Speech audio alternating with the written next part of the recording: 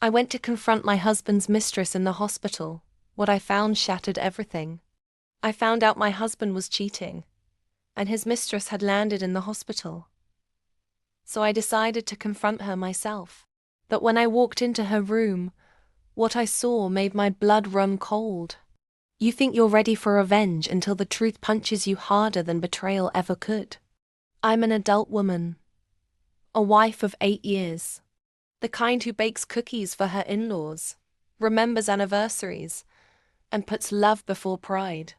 Or at least, I was, until 3 weeks ago, when I found the texts.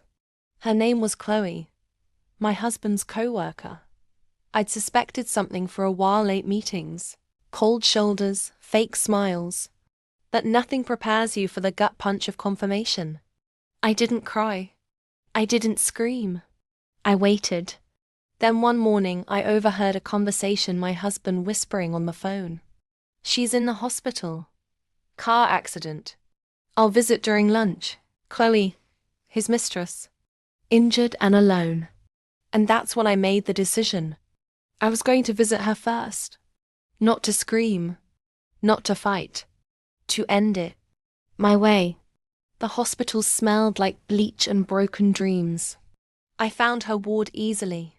Room 209. I was rehearsing what I'd say. Does he love you? Did you know he was married? But when I stepped inside, I froze. The room wasn't quiet. It was full of people. Doctors, nurses, armed guards.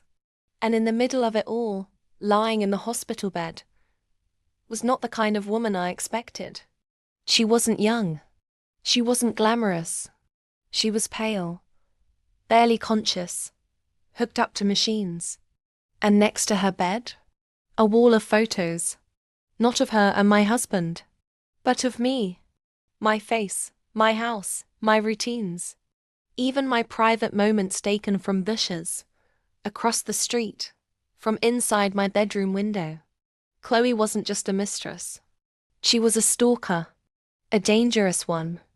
Turns out, my husband wasn't cheating. He was being blackmailed. Chloe had faked the affair, doctored texts, hacked his phone, and threatened to destroy him if he didn't send her money, and let her pretend they were together. She'd been obsessed with me for over a year. I was the target. The accident that landed her in the hospital? Not so accidental.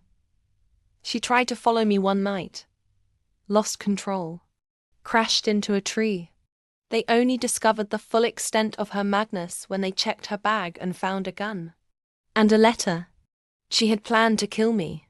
My husband didn't tell me the truth because he thought I wouldn't believe him. Because he thought I'd leave him anyway. And honestly, I almost did. But revenge doesn't always come wrapped in rage. Sometimes the universe has its own way of balancing the scales. Chloe will never walk again. And me? I walked out of that hospital stronger than I've ever been. Because nothing is more powerful than a woman who faces horror and survives it. Subscribe now, because the next tale might be darker than you can imagine.